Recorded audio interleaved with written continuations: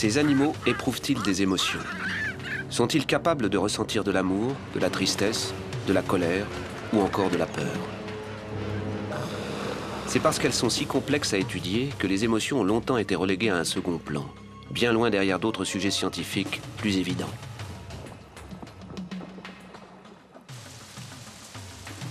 Mais les récentes avancées des neurosciences nous permettent aujourd'hui de tenter de lever le voile sur la vie émotionnelle des animaux.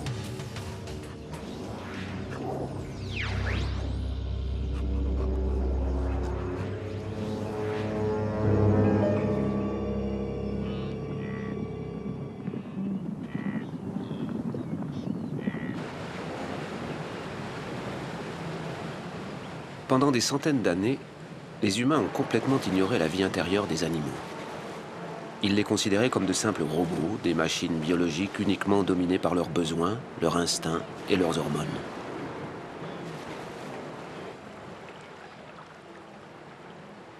Les philosophes d'alors croyaient que les animaux répondaient mécaniquement à tous les stimuli auxquels ils sont confrontés. Pareil à une table ou une chaise, ils ne seraient pas capables de ressentir des émotions ou d'avoir des sentiments.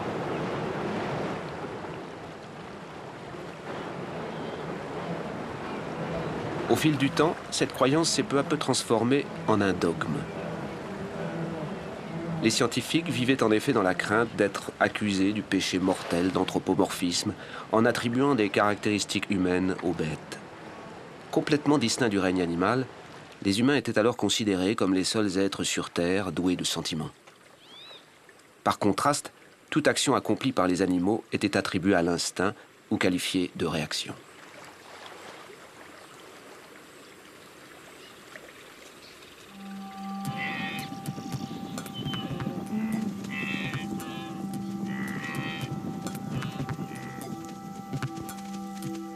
À la vue d'une telle scène, les scientifiques du passé auraient conclu que le zèbre fait preuve d'un état d'agitation déclencheur d'un stimulus spécifique entraînant un comportement de fuite.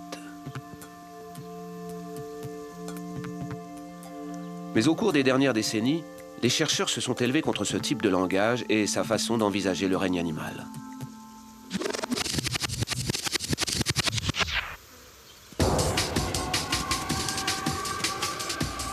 De nombreux scientifiques contemporains considèrent maintenant que le mouvement du zèbre est une réaction de peur. Une émotion primaire permettant aux animaux de survivre dans la nature en les encourageant à éviter le danger. Ces hommes de science ne pensent pas seulement que les animaux possèdent des émotions, mais aussi que celles-ci sont essentielles à leur survie.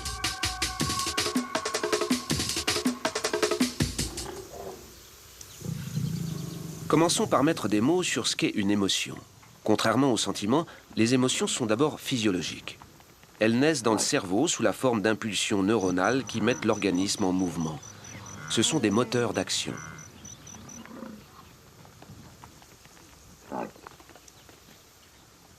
Parmi toutes les émotions animales, la peur est sans aucun doute celle qui est la mieux reconnue par l'ensemble des scientifiques. Même les agnostiques de l'émotion trouvent facilement des arguments pour défendre son bénéfice dans l'évolution de l'espèce.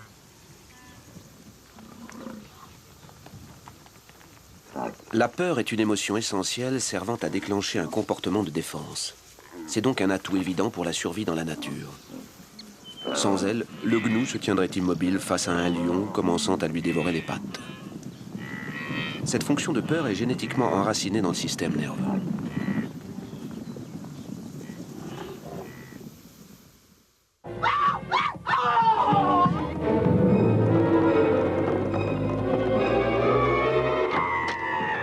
Le langage corporel de la peur est aisément identifiable chez les humains.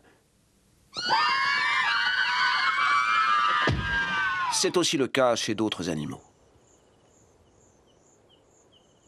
Le professeur Joseph Ledoux, neuroscientifique de l'Université de New York, a passé 15 ans à étudier la peur en observant ce qui se produit dans le cerveau des rats lorsqu'ils la ressentent. La raison pour laquelle la peur est relativement facile à étudier et constitue un sujet si prolifique pour la recherche, c'est que nous avons de bonnes méthodes pour la provoquer et la mesurer. Si l'on a un stimulus et une réponse à celui-ci, il est très facile de suivre le stimulus jusqu'au cerveau et d'identifier la réponse. Il est donc possible d'observer certaines émotions via le comportement des animaux. Mais les émotions produisent aussi des réactions chimiques ou psychologiques programmées par le corps. Comme la plupart des animaux, les rats manifestent de la peur. L'odeur ou la vision d'un prédateur provoque ainsi chez le rat des bois du désert une réaction immédiate. Battement de cœur plus rapide et flux d'hormones dans tout le corps. La tour de contrôle de cette activité se situe à l'intérieur même du cerveau. C'est un minuscule appendice en forme d'amande appelé l'amygdale qui reçoit les signaux de danger potentiel et déclenche alors une série de réactions. Une fois le danger passé, cette réaction à la peur diminue et l'animal retrouve alors un comportement normal.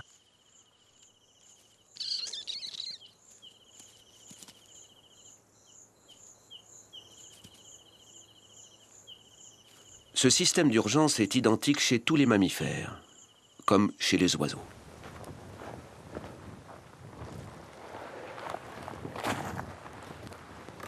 Le professeur Bernd Heinrich est l'un des experts mondiaux des grands corbeaux, le membre le plus grand de la famille des corvidés. Il vit aux côtés de ces oiseaux depuis 30 ans maintenant et les observe dans la nature comme en captivité.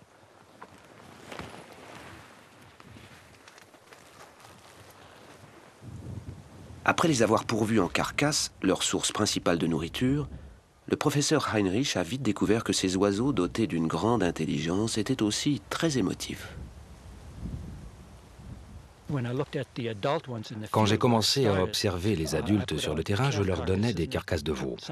Il pouvait parfois se passer des jours entiers avant qu'elles ne disparaissent. Ils en avaient donc peur. Ils ne les approchaient pas à moins d'être en groupe, ou à moins qu'un autre animal s'y attaque en premier. Je ne pouvais pas m'imaginer comment ces spécialistes des carcasses pouvaient en avoir peur. Je pensais qu'au contraire, ils se jetteraient dessus. Et ce cas de peur n'est pas isolé. Bien que le professeur Heinrich ait donné à manger à ce couple de grands corbeaux au même endroit pendant des mois et des mois, les oiseaux continuent d'approcher la nourriture avec circonspection.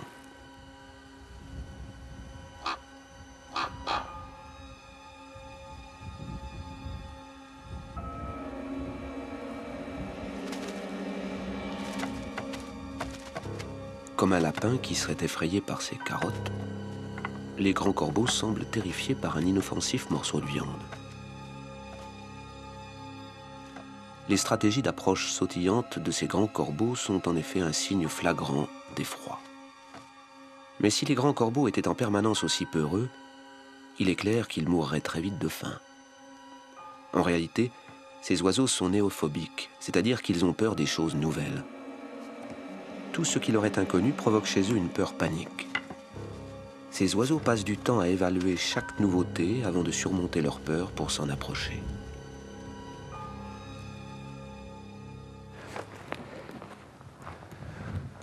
Mais lorsque le professeur Heinrich a commencé à élever des grands corbeaux dans sa volière, il s'est aperçu que les jeunes oiseaux ne réagissaient pas de la même manière.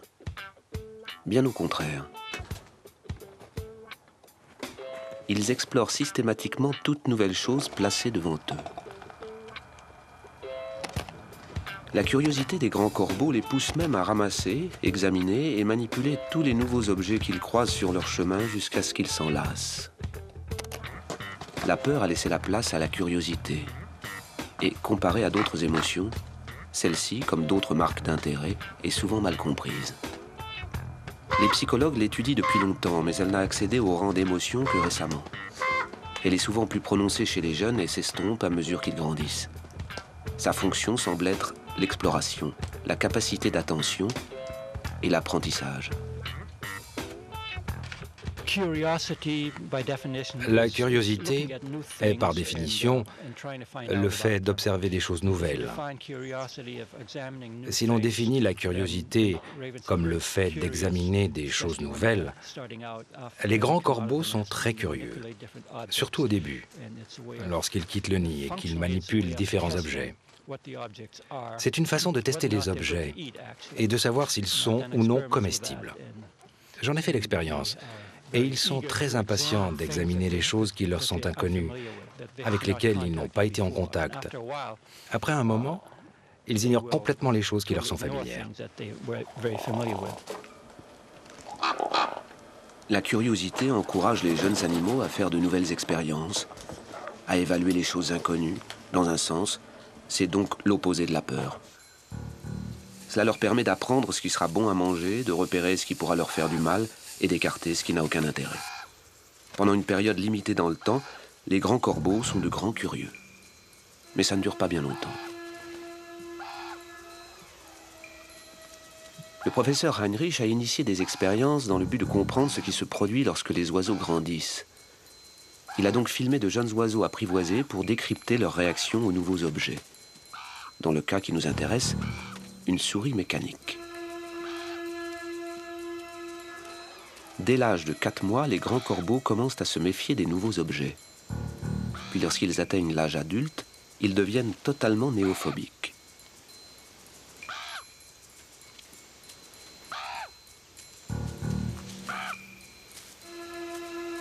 On peut donc en conclure que les oiseaux ne sont plus gouvernés par les mêmes émotions en prenant de l'âge.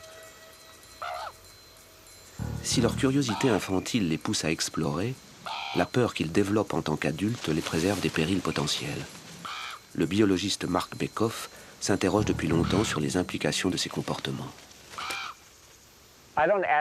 La question que je me pose n'est pas de savoir si les émotions ont évolué, mais à quoi elles servent? Quelle est leur fonction? Je pense que leur but est d'aider à développer des liens et de l'attraction ou de la répulsion entre les individus. J'aime les arbres et les pierres, mais je ne les aime pas de la même façon que j'aime un chat, un chien ou un loup. Et je pense que c'est parce que nous ne partageons pas d'émotions.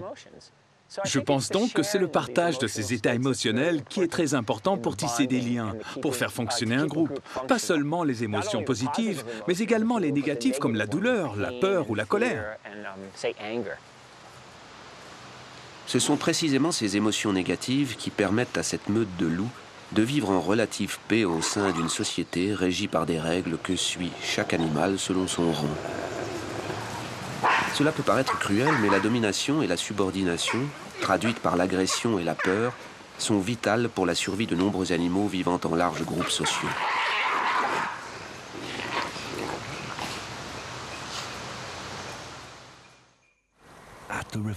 À l'embouchure de la rivière, les ours n'attrapent que les plus goûteux et les plus tendres des saumons, ce qui est exactement ce que nous souhaitons.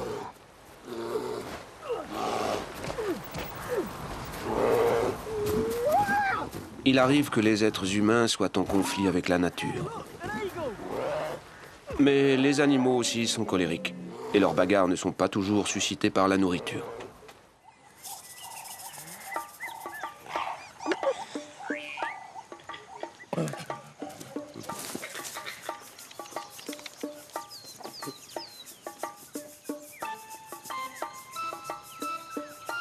La colère est une émotion souvent perçue comme agressive. Dans les groupes de babouins de la savane, la compétition se règle souvent à travers des regards et des gestes plutôt que par les coups. Mais la lutte pour la dominance peut aussi inclure des menaces et des contre-menaces débouchant sur des combats. Et lorsqu'aucun animal ne cède, l'effusion de sang est garantie.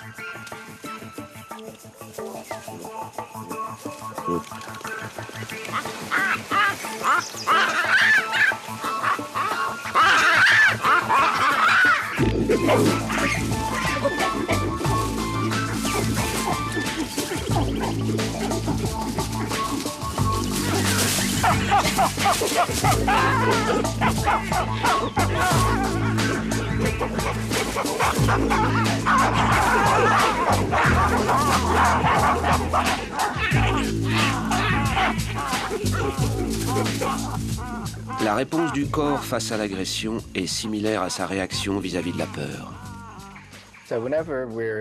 Face à une situation dangereuse, il existe une réponse stéréotypée dans le corps, ou une réponse au stress, une réponse de défense ou de peur. C'est à peu près la même chose.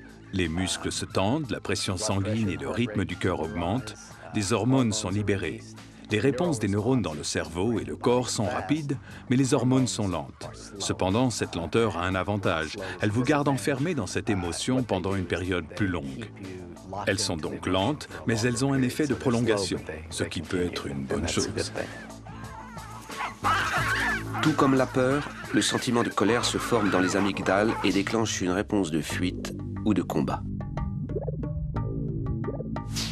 Le rythme cardiaque, la tension et la respiration accélèrent, tandis que la température du corps s'élève. Le sang afflue des extrémités vers les muscles et les organes vitaux pour les préparer à l'action. Le corps est alors noyé d'hormones de stress comme l'adrénaline ou le cortisol.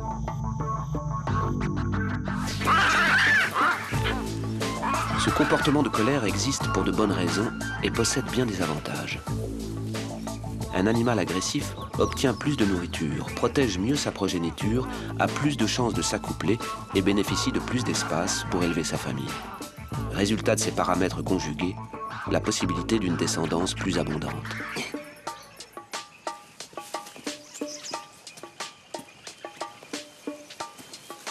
Mais tout cela n'est pas sans risque. Les canines acérées des babouins mâles rendent les combats extrêmement dangereux. Pour preuve, la plupart des adultes sont marqués par des cicatrices. Une agressivité constante déclencherait d'intolérables niveaux de stress pour ces babouins. Même si la possession de territoire et la hiérarchie sont primordiales pour ces animaux, ils ont aussi besoin de vivre au sein du groupe sans se battre en permanence.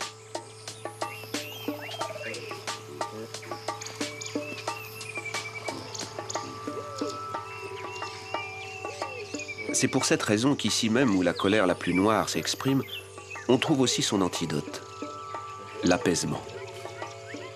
Au sein de nombre de sociétés de primates, la paix et la tranquillité sont restaurées et maintenues via l'épouillage. C'est lui qui permet aux individus d'établir un contact social rapproché. Pendant les sessions d'épouillage, les endorphines circulent dans tout le corps du babouin.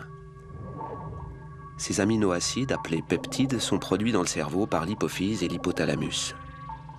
Ils agissent comme des opiacés et créent un sentiment de bien-être, provoquant une douce euphorie chez les animaux.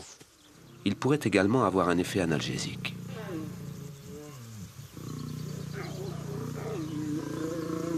Ainsi, le ronronnement des chats traduit leur contentement. Les lions émettent eux aussi un léger ronronnement lorsqu'ils jouent, se lèchent ou se reposent.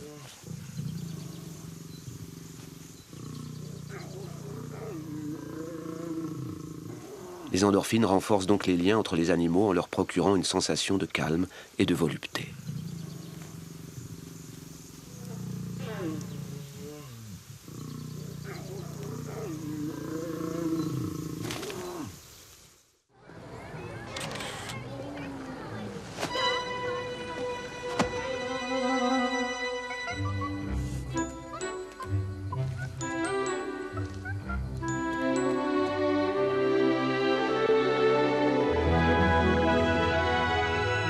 Nos cousins sauvages paraissent être des merveilles d'innocence. Mais il se passe bien plus de choses dans leur esprit que nous ne pouvons le voir avec les yeux.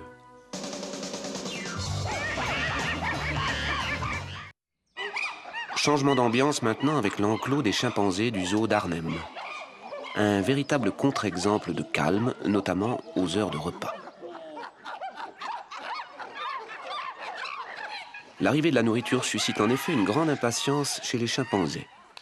Le langage du corps et leurs cris traduisent cette intense excitation. Cet enclos a été conçu pour permettre aux scientifiques d'observer un groupe de chimpanzés dans un contexte aussi proche que possible de celui de l'état sauvage. Le professeur Franz de Waal est l'un de ses fondateurs. Lorsqu'on apporte la nourriture aux chimpanzés, ils entament ce que j'appelle une célébration. Lorsqu'ils sont en captivité et qu'arrive l'heure du repas, tous les chimpanzés se regroupent. Ils poussent des cris, ils s'embrassent, parfois ils s'épouillent s'ils doivent attendre plus longtemps. Puis, quand la nourriture arrive, ils la partagent. Et je considère que ces célébrations sont partiellement liées à l'excitation, mais qu'elles permettent aussi de réduire l'agressivité. Cette réduction d'agressivité prend souvent une forme sexuelle.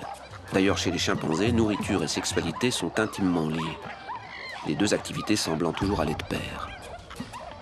Lorsqu'il y a de la nourriture en abondance, les parties de plaisir sont donc au rendez-vous.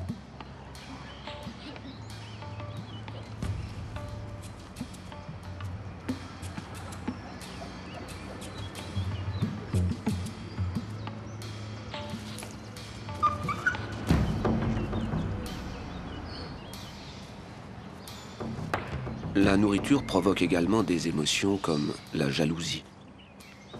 Mais sur ce point, les sociétés chimpanzés sont régies par des règles strictes. Une fois qu'un chimpanzé subordonné a mis la main sur de la nourriture, elle ne peut pas être prise par un animal dominant. Le dominant respecte la propriété, à condition que l'autre animal soit un adulte. Si l'autre est un jeune, ce respect-là n'existe plus. Il existe donc ce qu'on appelle en primatologie le respect de la propriété. Une fois qu'un animal possède quelque chose, les autres vont devoir le supplier pour partager. Même un mâle dominant va devoir mendier sa nourriture si elle se trouve entre les mains d'une femelle subordonnée. D'autres chimpanzés peuvent donc regarder, mais ils n'ont pas le droit de toucher.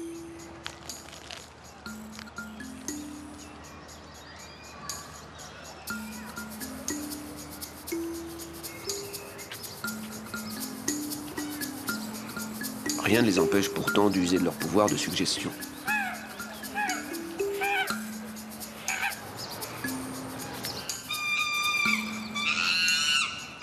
Les jeunes sont particulièrement sujets aux crises de colère lorsqu'un adulte refuse le partage.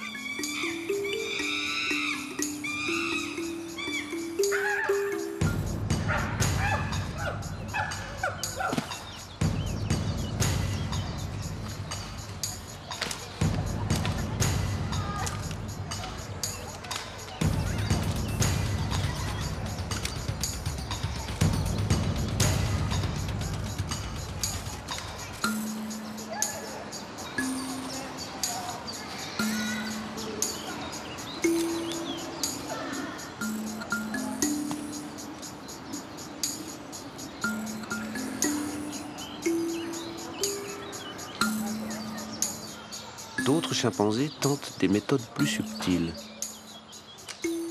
On peut parfois s'attendre à un remerciement contre un coup de main. Mais ce n'est pas toujours le cas.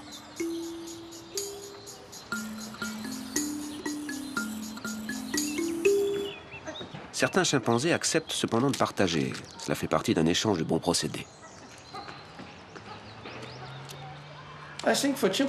Je pense que pour les chimpanzés, le partage de la nourriture est une façon d'entretenir des relations. Le partage de nourriture est lié à la réciprocité. C'est une façon de payer en retour les services rendus lors de précédents partages de nourriture, dépouillage, de soutien dans des combats, de sexualité ou d'autres choses. Il y a toutes sortes de raisons pour lesquelles on voudrait se faire des amis et les garder dans la société chimpanzé. Et dans ce processus, le partage de nourriture est très important. Pour les chimpanzés, chaque repas partagé serait un genre d'acte de reconnaissance. C'est l'occasion de se faire des amis et d'exercer son influence au sein du groupe.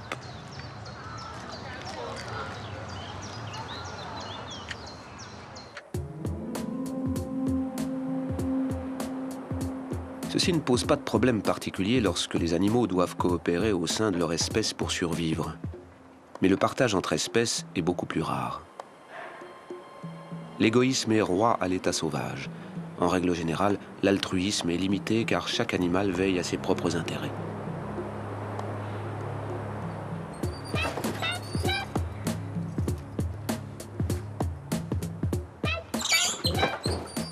Alors que les hommes et les chimpanzés sont soumis à des codes sociaux, la plupart des animaux n'ont aucun scrupule à faire tout ce qu'il faut pour assurer leur subsistance.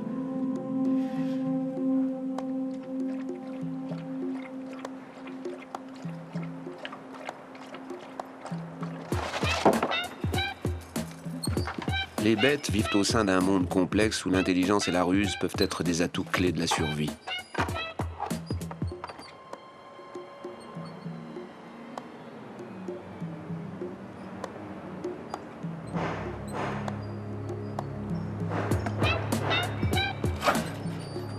La jalousie, l'envie ou l'avidité constituent des forces puissantes poussant les animaux à agir pour obtenir ce qu'ils désirent.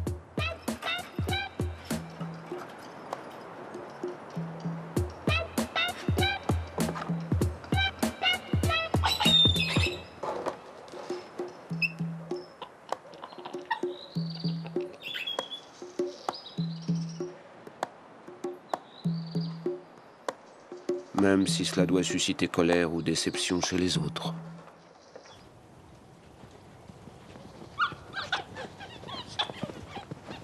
L'avidité est considérée comme l'un des 7 péchés mortels.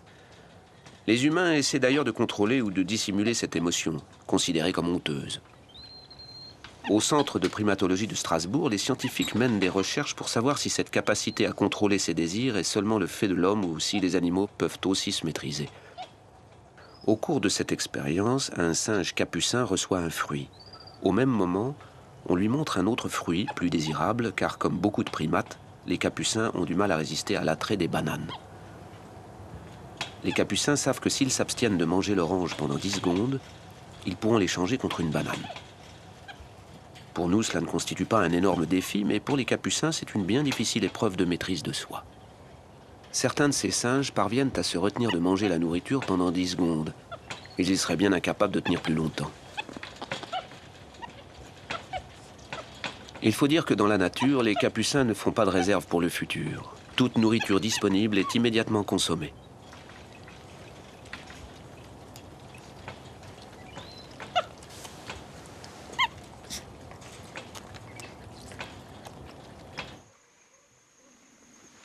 Loin d'être honteuse, l'avidité permet donc aux animaux de tirer profit des ressources accessibles.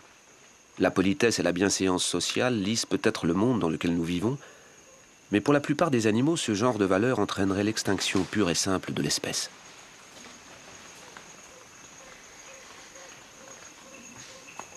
Les animaux sont en effet dominés par leurs émotions et leurs désirs. Parfois, c'est aussi le cas chez les humains qui résistent difficilement aux sirènes de l'amour.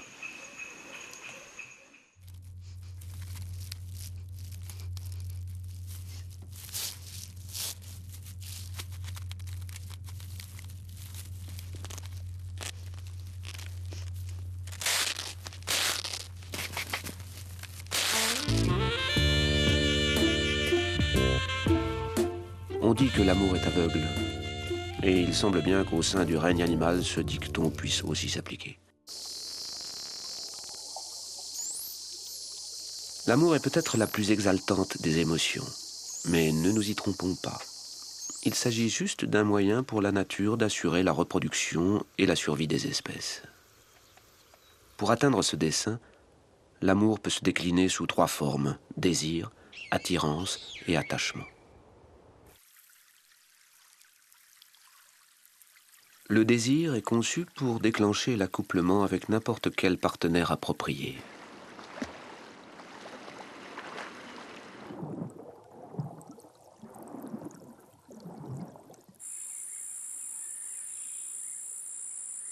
L'attirance permet aux individus de choisir un partenaire en particulier.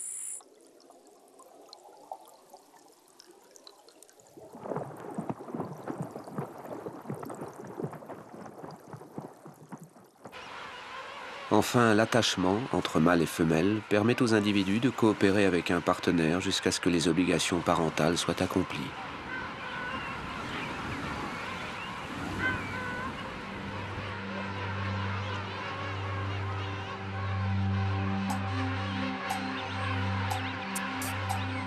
On pourrait définir l'amour comme un intense sentiment mêlant désir et attraction. Cette irrépressible envie d'être tout contre l'autre à chaque instant.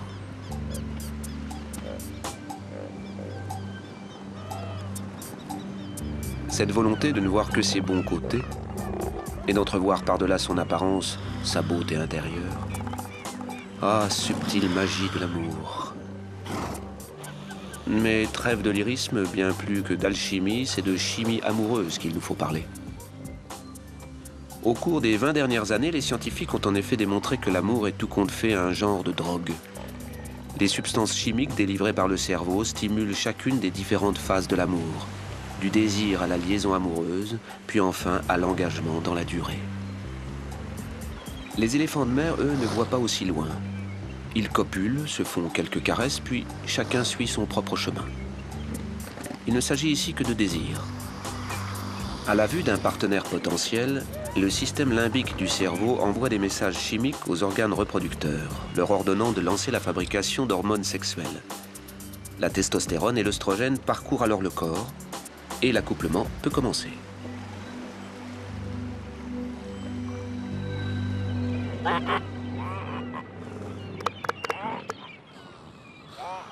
Le lien entre parents et enfants constitue, lui, une forme d'amour plus durable. Ce type d'amour est associé à l'ocytocine produite par la glande pituitaire située dans le cerveau. Lorsque les mammifères mettent bas, le fœtus stimule le canal de naissance et libère de l'ocytocine dans le système nerveux de la mère. C'est cette ocytocine présente à la naissance qui permet à la mère de tisser des liens avec son petit. Cette même substance chimique est également essentielle à la production de lait et à la prodiguation de soins maternels. Chaque tétée produit de l'ocytocine supplémentaire et renforce ainsi le lien entre la mère et son nourrisson.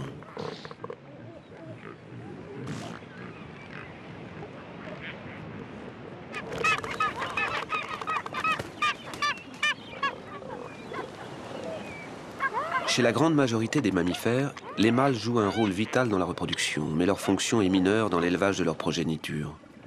Les familles monoparentales sont la norme dans la nature. Seuls 3% des mammifères nouent des relations de longue durée. Par contre, les oiseaux sont bien plus enclins à la fidélité. En effet, près de 90% des volatiles pratiquent la monogamie et les albatros ne font pas exception. Cet attachement des couples est vital pour engendrer leur progéniture.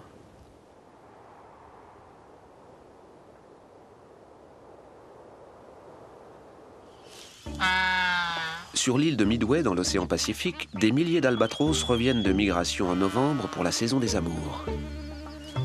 Ces oiseaux vivent la plupart de leur vie en mer. Ils posent pied à terre pour trouver un conjoint et engendrer. Pour cela, les albatros doivent nouer une relation à long terme qui dure souvent toute la vie. La quête d'un partenaire n'est donc pas prise à la légère.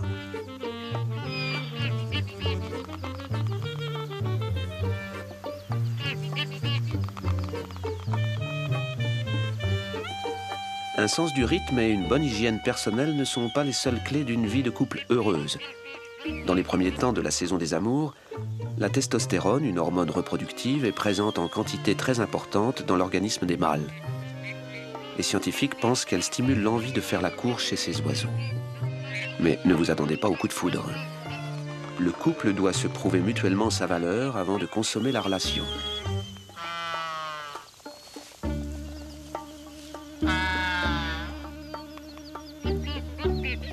Parmi les deux sexes, les femelles sont les plus difficiles dans leur choix. Elles cherchent en effet un partenaire pour élever leurs petits parce qu'elles ne pondront pas un autre œuf avant 2 ans. Les femelles posent leur dévolu sur un mâle en fonction de ses gènes, mais surtout de ses compétences en matière de soins parentaux. Car avoir 2 parents est vital pour la survie de l'oisillon. La femelle pond un œuf qui sera couvé par le mâle la majeure partie du temps. À ce stade de la relation, les scientifiques pensent qu'une autre hormone constitue le ciment du couple. Au moment où le niveau de testostérone baisse chez le mâle, il est remplacé par la prolactine, une hormone qui encourage le comportement parental.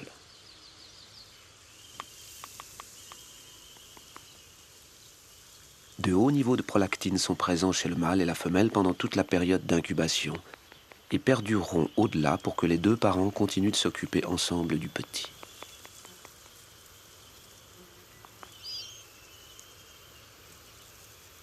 Les niveaux de testostérone, eux, sont très bas, ce qui signifie que le mâle est moins intéressé par d'autres femelles. Les parents se relaient pour partir en mer en quête de nourriture. Ils peuvent même voyager jusqu'à 6000 km et s'absenter durant plusieurs jours. Les soins requis par le poussin albatros sont tels que celui-ci ne pourrait aucunement survivre en présence d'un seul parent.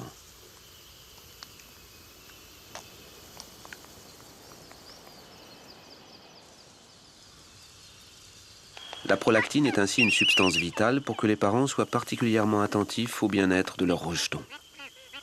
L'évolution a donc une fois encore trouvé la potion miracle pour aider les animaux à s'épanouir dans leur vie de famille.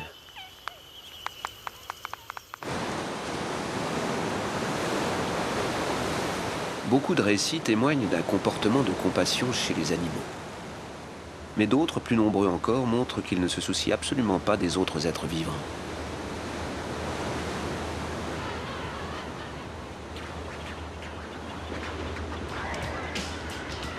Les animaux carnivores ont besoin de tuer pour vivre. Et certains nettoyeurs n'attendent pas la mort pour se servir. Tout cela fait partie du cycle de la nature et la plupart des bêtes acceptent cet état de fait.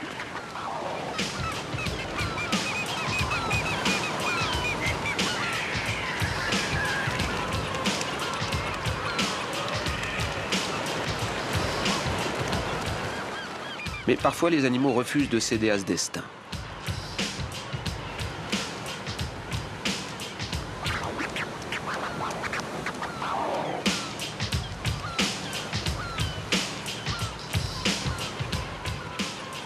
Cet instable manchot est la promesse d'un bon repas. Et cette fois-ci, les membres de sa famille viennent à sa rescousse.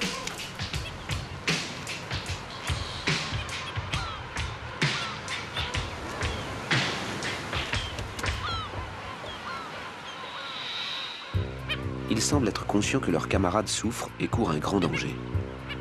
L'oiseau en détresse se trouve vite entouré de protecteurs poussés par l'inquiétude ou la curiosité.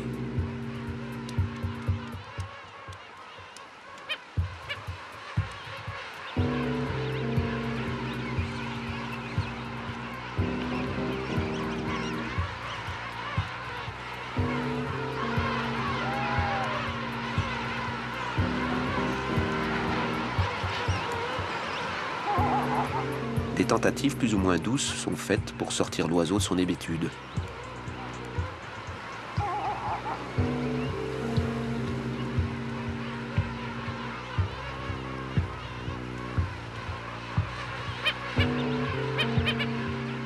Il est difficile de savoir ce qui passe par leur tête, mais leurs actions montrent qu'ils ne sont pas très enclins à abandonner le manchot à son triste sort.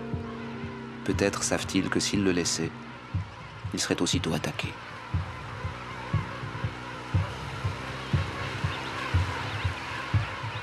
En les observant, il est facile de s'imaginer que ces animaux réfléchissent à leurs actions. Mais peuvent-ils vraiment comprendre ce que ressentent leurs congénères ?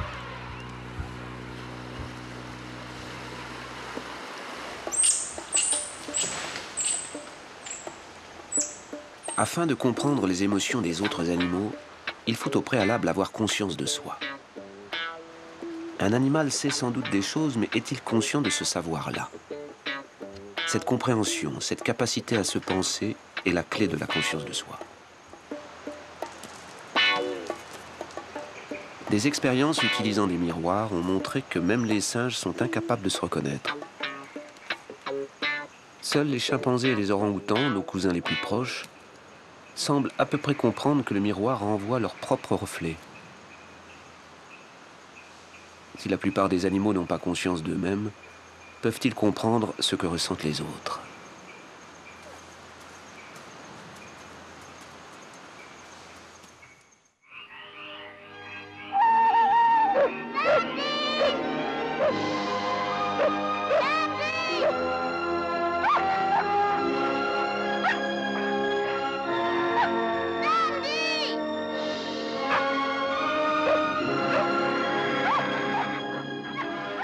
L'empathie provoque parfois des débordements d'émotions. Mais tous les animaux ne semblent pas aptes à y céder.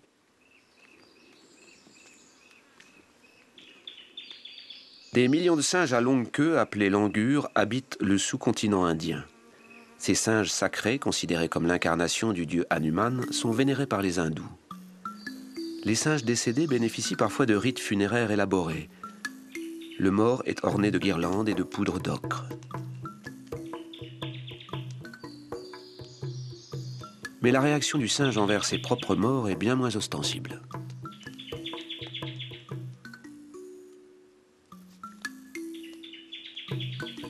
Lorsque la mère langure donne naissance à un bébé mort-né, elle semble plus perplexe que triste.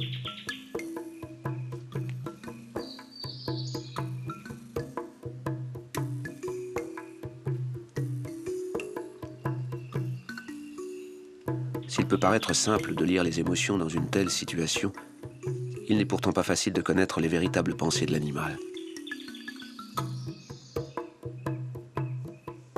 D'un point de vue anthropomorphique, la mère semble triste, mais que ressent-elle vraiment ? Les scientifiques ne sont même pas sûrs qu'elle soit consciente de la mort de son petit. Elle croit peut-être seulement que son nourrisson fait preuve d'un étrange comportement.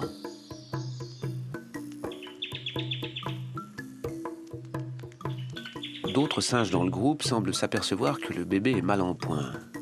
Mais il serait trop facile de voir là de la tristesse, parce qu'en tant qu'être humain, nous serions attristés dans pareille situation. Nombre de scientifiques pensent que les humains sont les seuls à avoir conscience d'eux-mêmes, Et l'une des façons de s'en rendre compte est d'observer notre réaction à la mort. Nous savons que nous allons tous mourir un jour, tandis que les animaux semblent vivre dans une totale insouciance. À l'heure de la mort, nous procédons à des rituels sous la forme d'enterrement ou de crémation. Mais cela signifie-t-il qu'aucun autre animal n'ait une quelconque compréhension de la mort?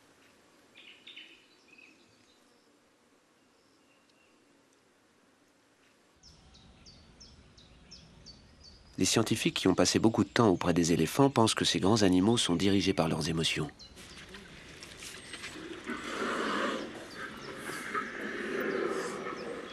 Les éléphants comptent parmi les seuls animaux qui semblent avoir conscience de la mort et montrent des signes de tristesse. Lors de la naissance d'un bébé prématuré, la mère et d'autres proches semblent réellement s'inquiéter.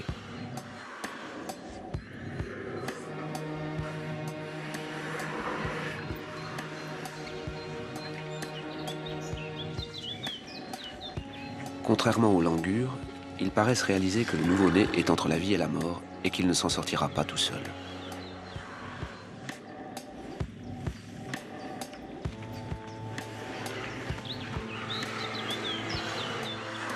Ils vont faire tout ce qu'ils peuvent pour lui venir en aide, jusqu'à tenter de le soulever pour le déplacer vers un endroit protégé du soleil.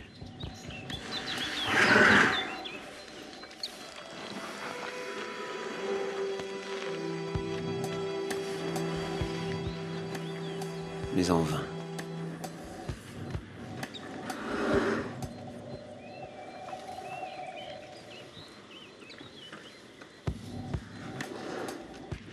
Après la mort de l'éléphanteau, ses proches passent les 3 jours suivants à veiller sa dépouille.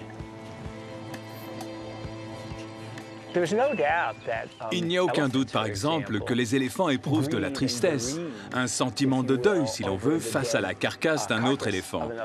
Je ne pense pas qu'ils aient besoin de savoir que l'animal ne va jamais revenir pour ressentir cette tristesse.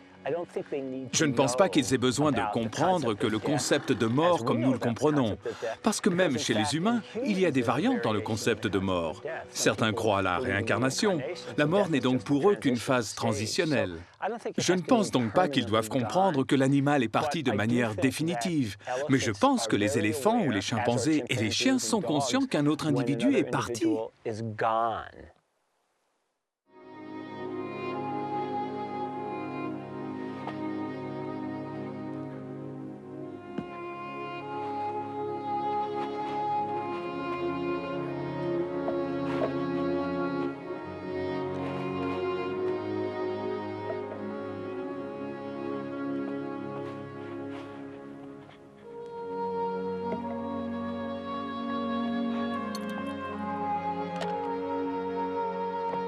Si nous tournons le dos aux émotions animales, nous pourrions finir par récolter plus d'ennuis que prévu. Chez certains animaux domestiques, les réactions émotionnelles posent quelques problèmes que les spécialistes prennent très au sérieux. Le professeur Nicolas Dodman travaille à l'hôpital vétérinaire du Massachusetts depuis 20 ans. Après avoir commencé sa carrière comme chirurgien vétérinaire, le professeur Dodman est maintenant un genre de psychologue pour animaux domestiques. Les clients parcourent des centaines de kilomètres pour obtenir une consultation pour leurs animaux à problème.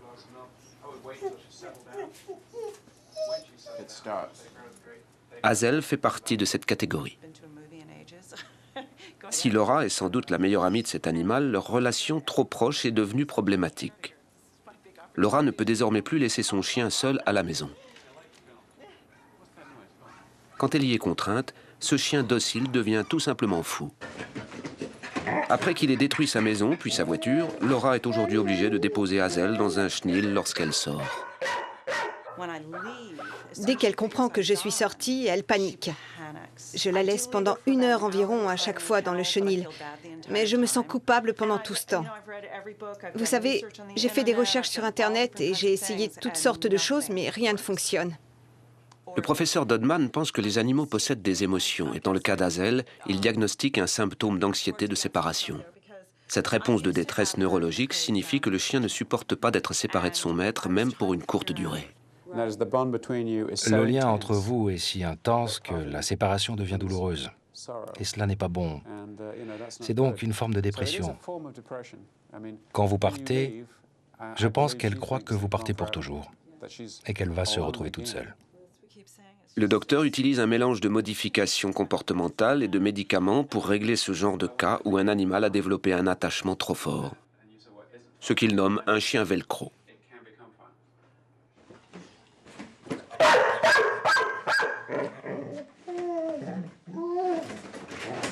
Hazel affiche un symptôme classique d'anxiété de séparation incluant des vocalisations, hurlements et aboiements, un comportement destructeur, de l'anorexie et une salivation excessive.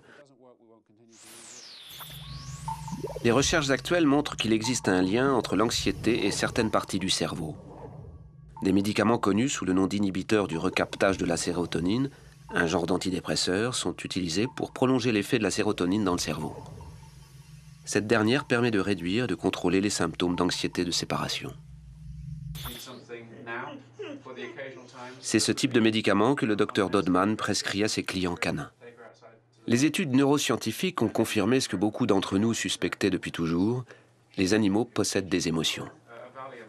D'ailleurs, ceux qui vivent aux côtés d'animaux familiers l'ont toujours su.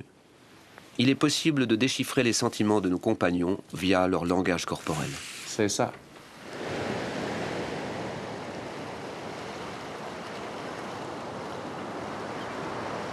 Après des années de rejet de cette évidence, les scientifiques commencent à penser que cette façon de regarder les animaux est plus efficace que le détachement qu'ils avaient par le passé.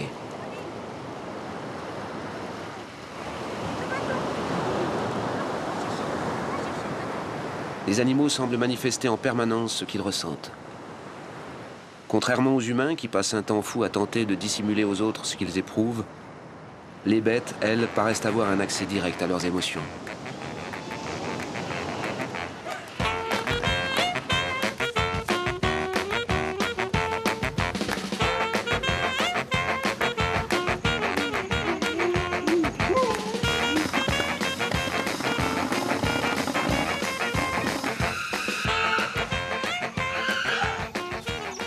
Cela ne fait plus aucun doute, les émotions animales existent. Il est temps maintenant d'aller au-delà de l'anthropomorphisme pour tenter de lire chez les animaux des émotions autres que celles que nous connaissons. En route peut-être vers de nouvelles vies émotionnelles.